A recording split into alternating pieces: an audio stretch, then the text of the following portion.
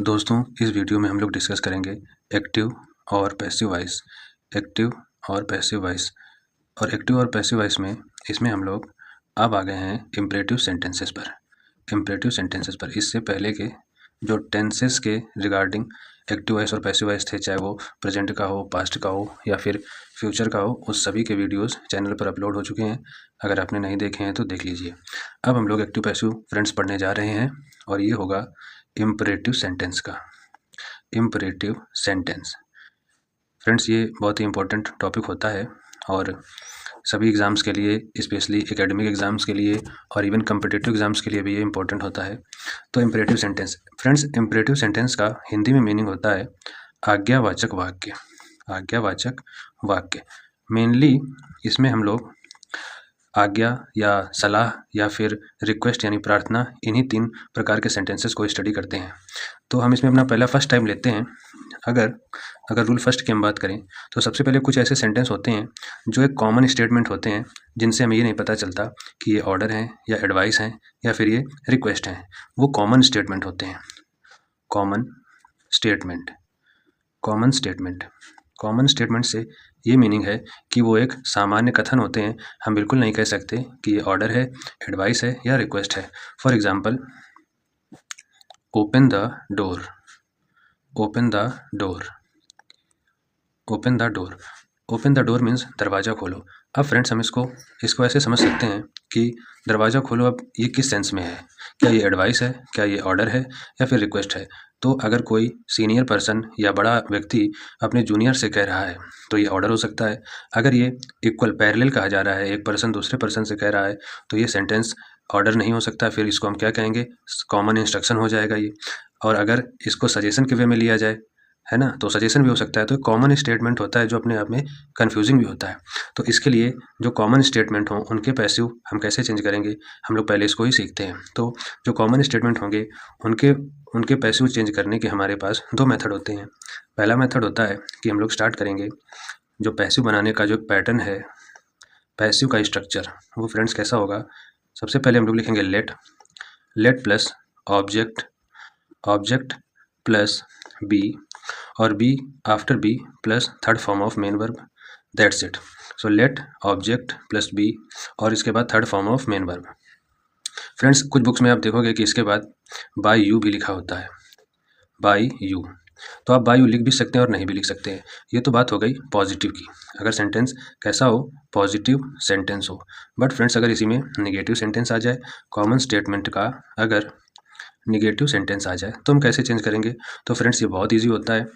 वो क्या होगा कि फ्रेंड्स, बी से पहले बस हम नॉट को ज्वाइन कर देंगे। फॉर एग्जांपल, लेट के बाद फ्रेंड्स क्या आएगा? ऑब्जेक्ट के बाद क्या आ जाएगा फ्रेंड्स? नॉट के बाद क्या आ जाएगा? बी, और बी के बाद सेम वर्ब की थर्ड फॉर्म।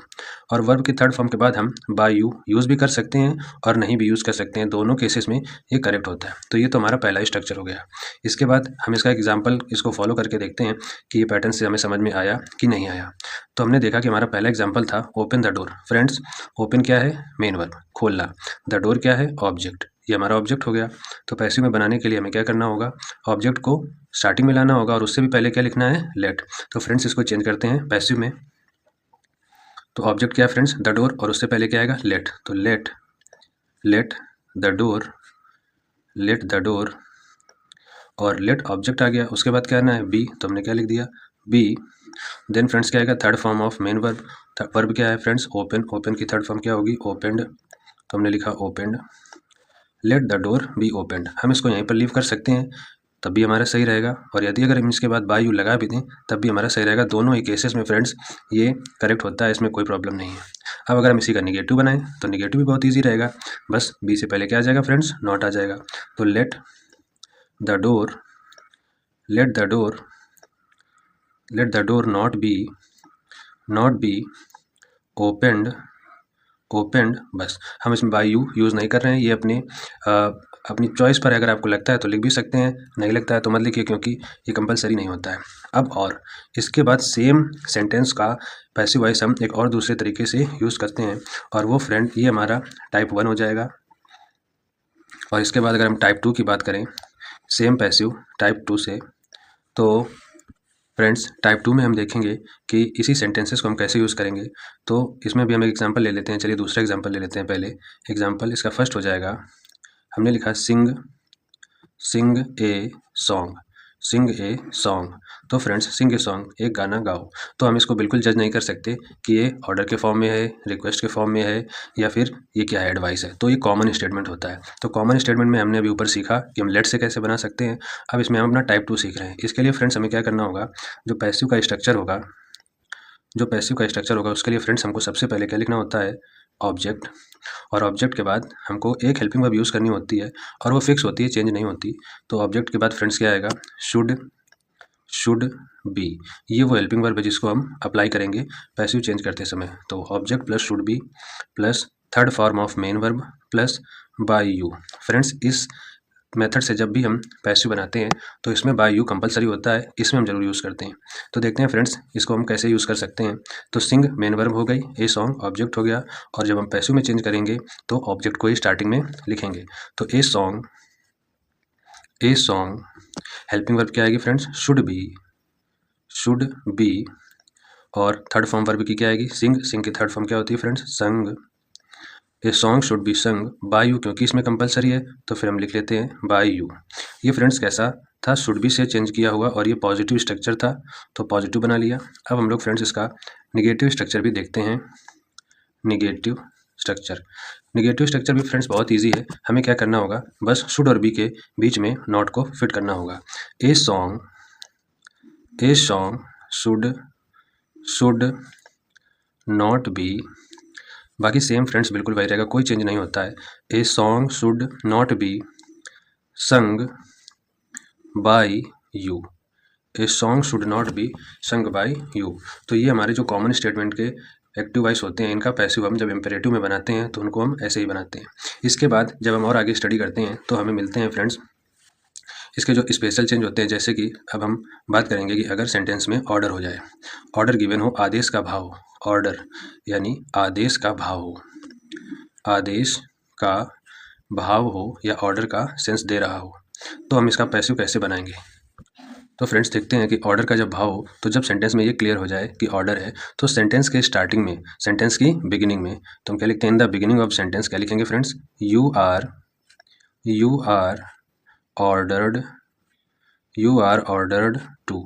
इसका यूज़ करते हैं फ्रेंड्स। इसके बाद जो हमारा एक्टिव वॉइस होता है उसको हम सेम वैसे ही नोट डाउन कर देते हैं, एक्टिव वॉइस को वैसे ही लिख देते हैं। तो एक एग्जांपल के थ्रू फ्रेंड्स समझते हैं। तो एग्जांपल फर्स्ट है हमारे पास, स्टैंड अप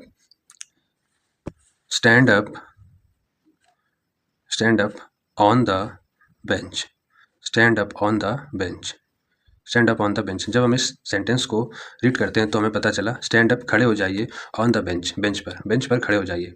तो इससे फ्रेंड्स हमको ये समझ में आता है कि ये एक मान लीजिए क्लास रूम का सीन है और किसी स्टूडेंट को पनिश किया गया है। तो ये जब भी क्लास रूम का सीन हो या मान लीजिए किसी ऑफिस का सीन हो, तो ये इंस्ट्रक्शन ऐसे होते हैं कि अगर ये सीनियर टू जूनियर होता है, यहाँ पर मैं थोड़ा सा समझा देता हूँ, और कि कब कब सीन में किस किस केसेस में ये फिक्स होता है कि ऑर्डर है। तो जब भी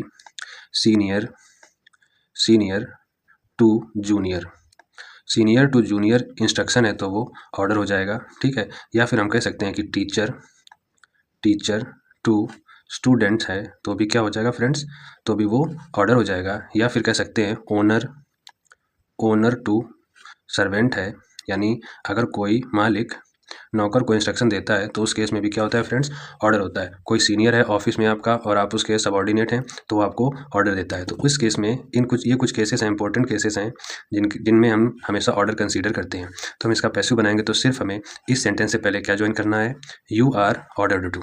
तो देखते हैं friends, you are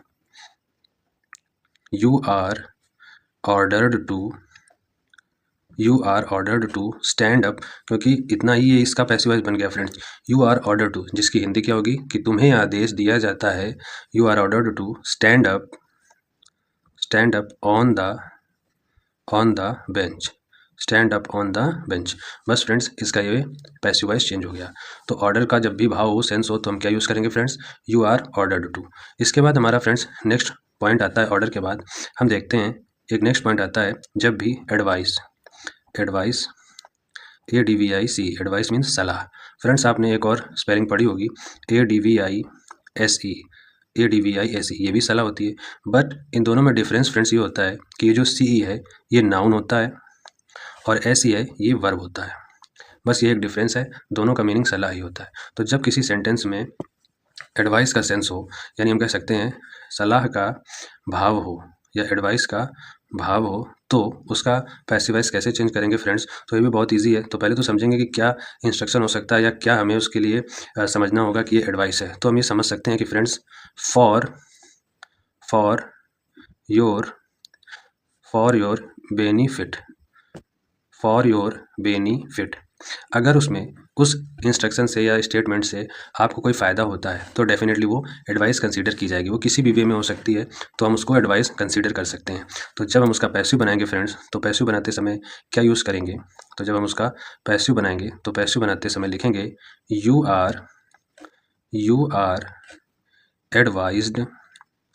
you are advised to. बस फ्रेंड्स, इसके बाद जो भी एक्टिव वॉइस दिया होगा उसको एज इट इज़ हम बस नोट डाउन कर देंगे और हमारा पैसिव चेंज हो जाएगा। एक एग्जांपल फ्रेंड्स लेते हैं। जैसे हमने एग्जांपल लिया वॉक टू द लेफ्ट।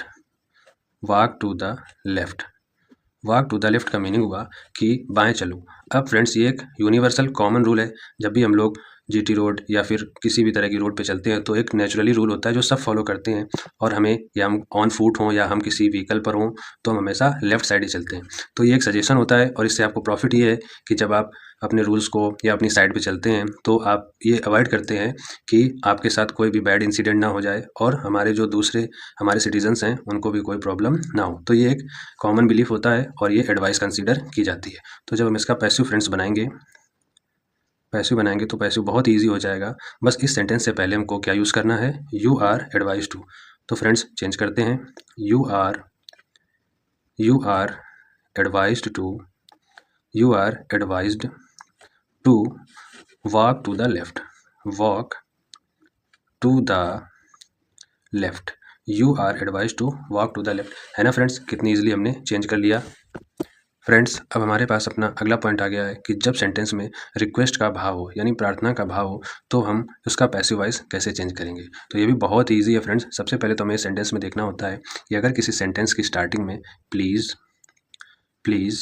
या फिर सर, मैडम, जेंटलमैन, या फिर हम यहाँ पर पहले स्टार्टिंग में भी लिख सकते हैं kindly, please, sir, madam, gentleman. अगर इन वर्ड्स का यूज़ किया जाता है जो कि अपने आप में ये शो करते हैं कि आप रिक्वेस्ट कर रहे हैं, जब आप इन वर्ड्स को बोलते हैं, जैसे प्लीज़ और काइंडली का मीनिंग क्या होता है? कृपया। तो ये इससे ये प्रूव हो जाता है, शो हो जाता है कि आप रिक्वेस्ट के वे में किसी स्टेटमेंट को कह रहे हैं या इंस्ट्रक्शन भी दे रहे हैं, तो वो एक स्टेटमेंट नहीं रह जाता, फिर उसे क्या कहेंगे? और रिक्वेस्ट का सेंस उसमें आ जाता है। तो इसका पैसिव जब फ्रेंड्स हम लोग बनाएंगे तो पैसिव सेम है और बहुत इजी है। बस उस एक्टिव वॉइस की स्टार्टिंग में हमको क्या लिख देना है? You are requested to. बस फ्रेंड्स इतना आपको ज्वाइन कर देना है और इसके बाद जो भी हमारा एक्टिव वॉइस होगा उसको एज इट इज़ लिख देंगे। लेकिन फ्रेंड्स यहाँ पर यही तो एक चीज़ ध्यान देने वाली है कि जो रिस्पेक्ट सूचक वर्ड हैं, जो भी ऐसे वर्ड है जिनसे हमें ये सेंस होता है कि ये रिस्पेक्ट यहाँ पर रिक्वेस्ट की जा रही है, जो भी हम रिस्पेक्ट पे कर रहे हैं उनको हम हटा देते हैं। तो इन वर्ड्स को पैसिव वॉइस में चेंज करते समय हटा देते हैं। तो फ्रेंड्स एक एग्जाम्पल से समझते हैं और क्लियर हो जाएगा। जैसे मैंने कहा प्लीज़ हेल्प मी, मैंने कहा प्लीज़ हेल्प मी। इसको और थोड़ा क्लियर लिख देते हैं, प्लीज़ हेल्प मी। तो प्लीज़ ये वो वर्ड होता है जिससे शो हो गया कि डेफिनेटली कोई पर्सन है जो हेल्प की नीड है जिसको, और वो रिक्वेस्ट कर रहा है। तो हम क्या करेंगे? प्लीज़ को हटा देंगे और हटाने के बाद क्या लिखेंगे friends? You are requested to. और इसके बाद फ्रेंड्स हमको क्या लिखना है? एक्टिव वॉइस, वो भी कैसा? प्लीज़ को या जो भी ये वर्ड्स हैं इनको हटा करके। तो हमने प्लीज़ को हटा दिया तो क्या बचा? Help me, you are requested to help me. बस फ्रेंड्स इसी तरह से आपकी बुक्स में या आपके पास ऐसी बुक्स अवेलेबल होंगी जिनमें बहुत सारे एग्जाम्पल हों। मैंने आपको एक शॉर्ट वीडियो में एक तरीके से, हालांकि ये वीडियो लेंथी हो गया है, बट हर एक टॉपिक को अगर हम अच्छे से समझते हैं तो फिर वो टॉपिक हमारे लिए कठिन नहीं रह जाता। I hope friends this video will be very helpful to all of you. So if you feeling that this video is useful और ये इससे आपकी हेल्प होती है, तो इससे आप अपने नोट्स बनाएं और आप अपने रिजल्ट्स अच्छे कर पाएँ। Thank you friends.